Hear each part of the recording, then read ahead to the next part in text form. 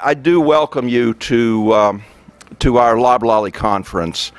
And before I start on any details or any thoughts we have about why you're here and what we want to achieve in this meeting, I want to introduce someone who is very special to libraries here in the state of Georgia. Sworn in January 2011, on a very cold, icy winter day, was the 82nd governor of Georgia, Governor Nathan Deal, who had been congressman for about 15 years in Washington. And he brought with him to the mansion his first lady, and our first lady now, Mrs. Sandra Deal. She is a mother, a grandmother, a second or third generation teacher.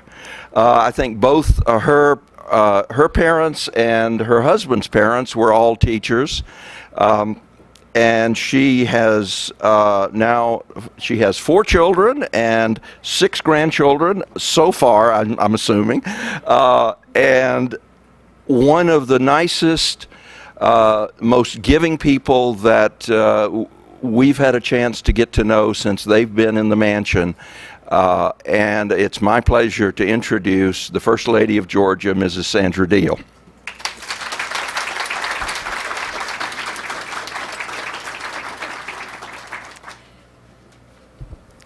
Well, let me say welcome, welcome. We're so glad to have you down here in the South.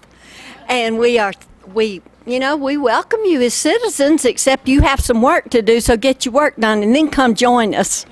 We'd love for you to retire here in Georgia or just move on down and add to our collection of wonderful people who live here. But I'm grateful for the opportunity to speak to you this morning. Nathan and I are both big believers in education and in reading, and we're working very hard on that. We know some of our efforts won't show up while he's in the office, but that's okay because we're old enough we can handle that. I wanted to share with you a little poem that Nathan wrote for me to read to an elementary school.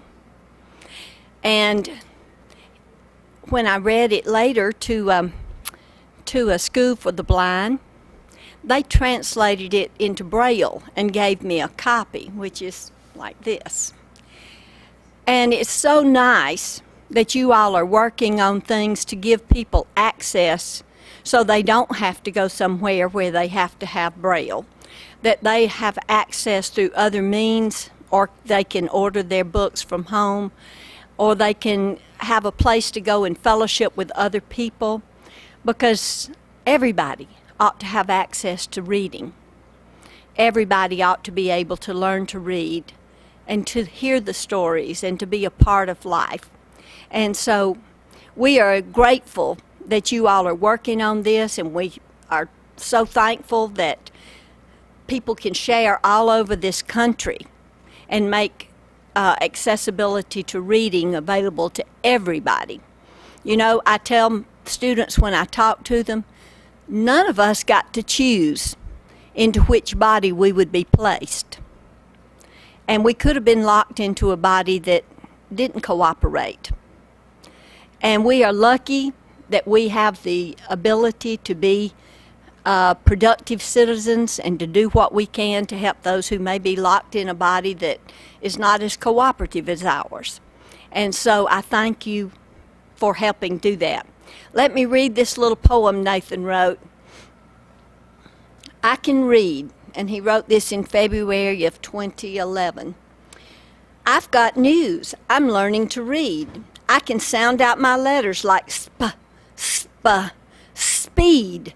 It's exciting to learn the mysteries that hide in a book, the names of pirates like Captain Hook. I can unlock the secrets that are hidden in words. My mind is set free and it flies like the birds. So hop on this magic carpet and see where it leads.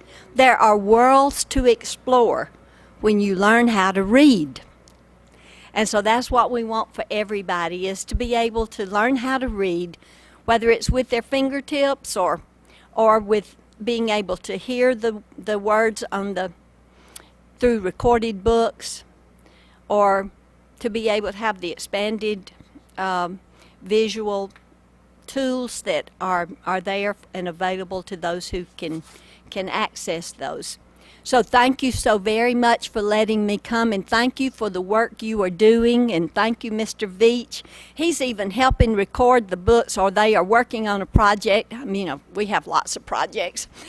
They're working on a project to try to get the books in the mansion recorded, so on the computer, so that people can access those if they want to, or at least know what we have available, because we don't even know what we have, and we have some very old books that may be very valuable, and we have a collection of books by Georgia authors, signed off, many of them signed by the Georgia authors, and nobody really knows what we have, and so we're looking forward to having those made available to the public, so even other states will be able to access that, because you may have a relative that wrote a book right here in Georgia, and you might want to find out about them.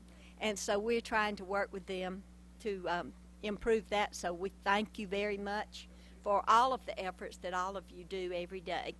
Thank you.